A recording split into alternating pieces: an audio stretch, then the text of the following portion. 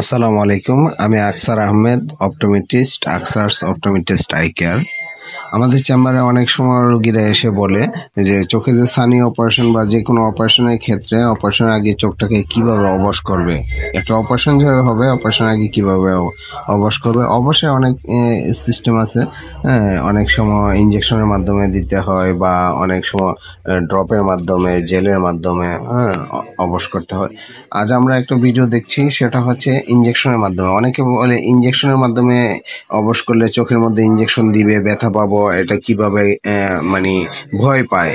তো তাদের জন্য আজকের এই ভিডিওটা। আসলে চোখে ইঞ্জেকশন দেওয়াটা মানে ভয়ের কোনো কারণ নাই। হ্যাঁ, তেমন ব্যথাও পাওয়া যায় না, হালকা একটা ইঞ্জেকশন দেওয়া হয়। ইঞ্জেকশনে আপনার চোখটা অবশ হয়ে যায়।